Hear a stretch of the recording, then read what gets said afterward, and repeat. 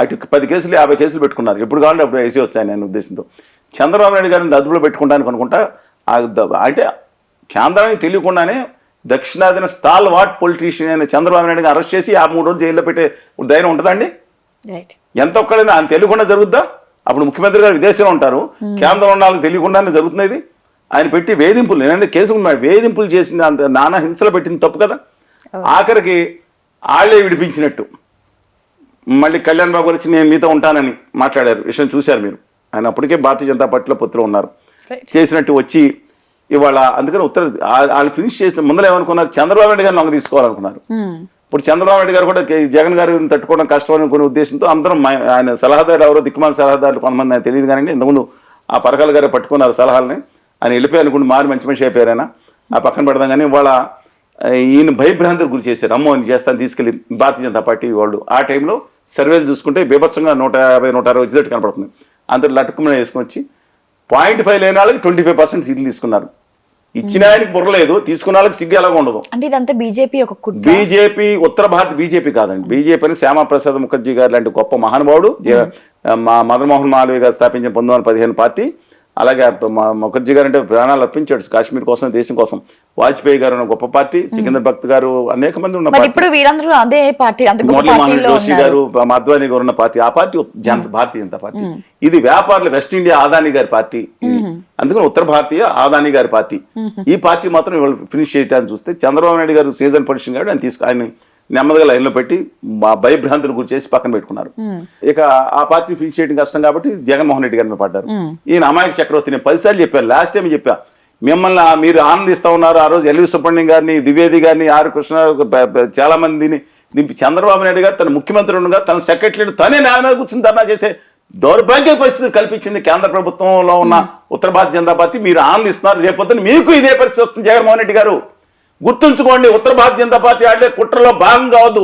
మీలో మీకు గొడవలు పెట్టేశారు, సైకో శాడిస్ట్ అని గొడవలు పెట్టి తీర్చుకుంటున్నారు, కసి తీర్చుకుంటున్నారు. నా తెలుగు జాతిని తన బానిసలుగా చేయదలుచుకున్నారు. జగన్మోహన్ రెడ్డి గారు డూయింగ్ ఏ మిస్టేక్ అని చెప్పాను, ఒప్పుకోలేదు. చంద్రబాబు నాయుడు అరెస్ట్ కూడా ఒకటి అదే పాత్రలో తన ఆనందాన్ని చూసుకోవడానికి బీజేపీ వాళ్ళు దాంట్లో చేశారా లేదని కాలం చెప్తుంది. I'm not here to confirm everything. But ఇవాళ ఏం జరుగుతుంది, వైఎస్ఆర్ కాంగ్రెస్ పార్టీని ఫినిష్ చేయడానికి వాళ్ళు మిగతా వాళ్ళని 11 మంది, ఇప్పుడు 15 మంది ఎంపీలు ఉన్నారు, 11 మంది ఎమ్మెల్యేలు ఉండొచ్చండి, 39 మంది 40 మంది ఎమ్మెల్సీలు ఉన్నారు వాళ్ళు వైఎస్ఆర్ కాంగ్రెస్ పార్టీకి. ఇవాళ తెలుగుదేశం పార్టీలోని 5 పార్లమెంట్ సభ్యులు 4 ఎత్తుకుపోయిన విధంగా ఇవాళ గద్దలా కాల్చుని కూర్చుంది ఉత్తర భారతీయ జనతా పార్టీ.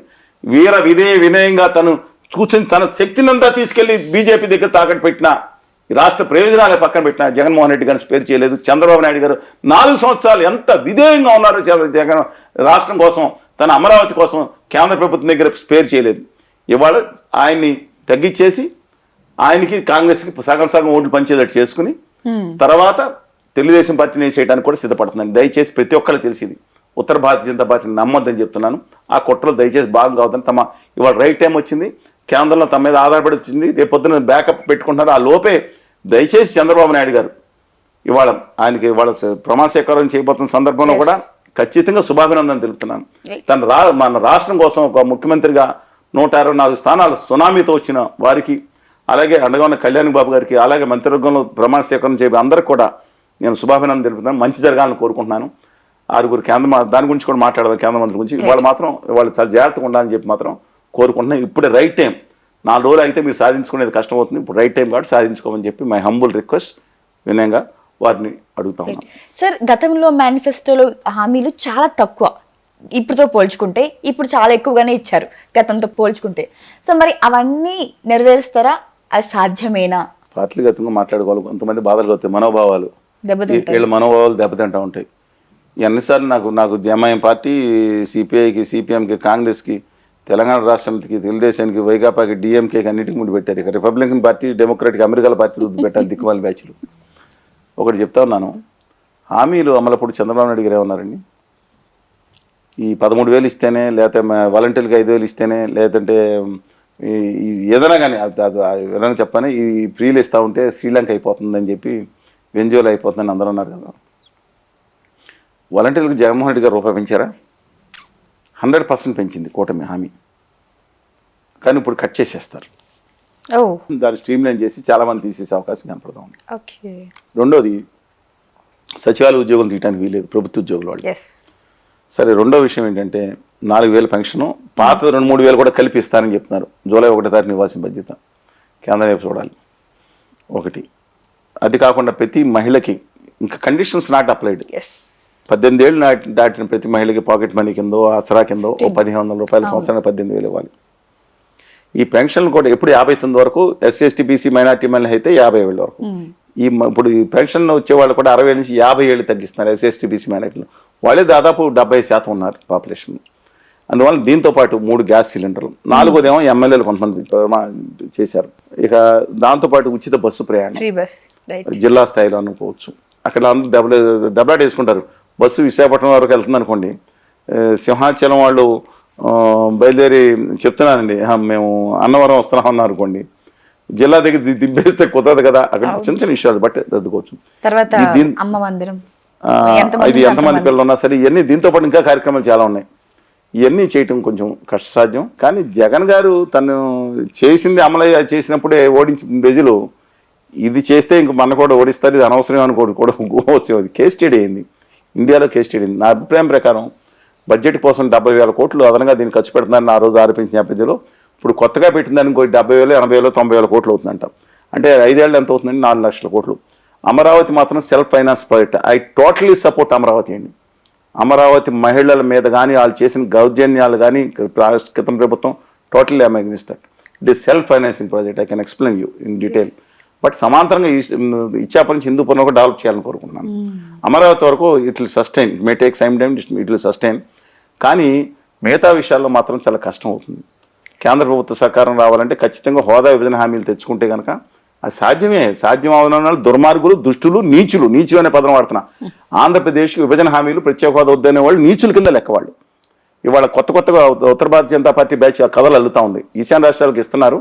మరి రాహుల్ గాంధీ గారు అధికారంలోకి వస్తే నేను మొట్టమొదటి సంతకం అన్నారు. అప్పుడు సాధ్యమైంది, ఎందుకు సాధ్యం అవ్వదు? సాధ్యమైంది, వదిలేసేయండి అని ఒక చెత్త బ్యాచ్ సలహా ఇస్తాం. విభజన హామీలు అవసరం లేదా? రాయలసీమ ఉత్తరాంధ్ర నిధులు అవసరం లేదా? ఎంత దుర్మార్గులండి వీళ్ళు! విషం కక్కుతున్నారు ఆంధ్రప్రదేశ్ మీద. ఇవాళ లోకేష్ గారు ఏం మాట్లాడారు? విభజన హామీల కోసం నేను ప్రయత్నిస్తాను అన్న సంతోషం, ఒక పాజిటివ్ ఆస్పెక్ట్. జనసేన నేత సత్య గారు కూడా నాతో మనం విభజన హామీలు ప్రత్యేక హోదా మీద ఒక అఖిలపక్ష కమిటీ ఏమైనా ప్రభుత్వాన్ని చేద్దాం, అందరం కలిసి వెళ్ళాలండి అని చెప్పారు. పాజిటివ్ అప్రోచ్ ఇది. అందువలన పోలవరం ఇంతకుముందు చెప్పాను కదండి, అందువలన పోలవరం నిర్మాణం అందులో కొంతమంది దూర్తులు బయలుదేరి, ఏదే చెప్పాను కదా, దూర్తులు బయలుదేరి కేంద్ర ప్రభుత్వం నిధుల ఉత్తర భారతీయ జనతా పార్టీకి కార్యకర్తలు అనుకుంటా, వాళ్ళు తెలియదు వాళ్ళు ఎవరో, వాళ్ళు మాట్లాడతా పోలవరంకి రిహాబిలేషన్ రీసెటిల్మెంటే ముఖ్యమండి. రాతి మట్టి కట్టడం పెద్ద ఖర్చు అవుతాం. ఒక 5,000 కోట్లు పెడితే రాతి మట్టి అయిపోయింది ప్రాజెక్ట్ అంటే. అది అంతా మోసం చేయడానికి కుట్ర. దయచేసి అండర్లైన్ చేసుకోండి దీన్ని. కొంతమంది బయలుదేరు ఉత్తర భారతీయ జనతా పార్టీకి సంబంధించిన బయలుదేరి వచ్చి రాతి కట్టకు నిధులు ఇచ్చాం 5,000, 7,000 కోట్లు అయిపోయింది అంటారు. కాదు, 150 అడుగులు నిధులో నీళ్లు నిలబెట్టాలంటే, దాని నుంచి ఫుల్ లెవెల్స్లో లెఫ్ట్ అండ్ రైట్ కెనాల్స్కి వెళ్ళాలంటే, 900 మెగావాట్ల పవర్ తిరగాలంటే రిహాబిలేషన్ రీసెటిల్మెంట్ వాళ్ళకి ఇవ్వాలి. వాళ్ళకి ముంచేసి ఇవ్వటం కాదండి వాళ్ళ. అందువల్ల అది చేయటం ముఖ్యం అన్నిటికన్నా. అది కేంద్ర ప్రభుత్వం 100% చేయాలి. ఆ ఉత్తర భారతీయ జనతా పార్టీ అంటారు పొళ్ళోడు కొట్టి ప్రజల దగ్గర వసూలు చేయండి, ఆంధ్ర వాళ్ళ దగ్గర వసూలు చేయండి అనే దుర్మార్గమైన కుట్ర తెగబెడుతున్నా ఆంధ్రాకి ద్రోహులు వాళ్ళగా భావిస్తున్నాను నేను. దయచేసి అందువల్ల అలాంటి హామీలు కేంద్ర ప్రభుత్వం సహకారం అవసరం. నేను గొడవ పెట్టుకోవాలని కోరుకోవట్లేదు. మంచి జరుగుతుంది కాబట్టి వచ్చే నెల 15 నెలలు, 2 నెలలు, 3 నెలలు ఆయన మీద వెయిట్ చేస్తాం. మేము సూచిస్తున్నాం, విన్నవిస్తాం చంద్రబాబు గారికి. దయచేసి హంబుల్గా ఇది సాధించండి. ఉద్యమాలు ఇప్పుడు మేము చేయము, తర్వాత చేస్తాం. ఏమైనా సాధించలేకపోతే తర్వాత మాట్లాడతాం. పూర్తిగా వాళ్ళ రాష్ట్ర ప్రభుత్వానికి సహకారం అందించాల్సిన అవసరం ఉంది అందరూ కూడా. ఈ సమయంలో డెఫినెట్గా ప్రతిపక్షం కూడా, నేను జగన్మోహన్ రెడ్డి గారు కూడా విజ్ఞప్తి చేస్తున్నా, మీరు మీ ప్రతిపక్షం కూడా ఇవాళ అఖిలపక్షం ఇస్తే సహకరించండి. ఆ రోజు సార్ మీరు సహకరించి ఇవాళ ముందుకు ప్రాధాన్యంలో తీసుకెళ్తాం. హామీల అమలు అనేది కష్టసాధ్యమైనా సరే అభివృద్ధి మీద కూడా దృష్టి పెట్టమని చెప్పి కోరుతా ఉన్నాను.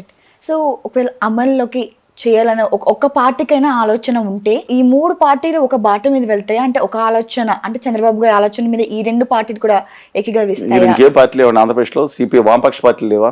అంటే ప్రజల కోసం పోరాడే పార్టీలు ఖచ్చితంగా ఉన్నాయి అక్కడ. కాంగ్రెస్ పార్టీ కూడా, వైఎస్ఆర్ తెలంగాణ పార్టీ మాజీ అధ్యక్షులు షర్మిల గారి నేతృత్వంలో ఒకటి ఉంది కదా పార్టీ. మరి అందరూ తిరుగుబాటు చేశారు. ఒక ఎంత పార్టీని ఇబ్బంది పెట్టారు. అసలు ఎన్డీఏతో కుమ్ముకైపోయారని ఆరోపణలు ఉన్నాయి. అసలే పక్కన పెడదాం.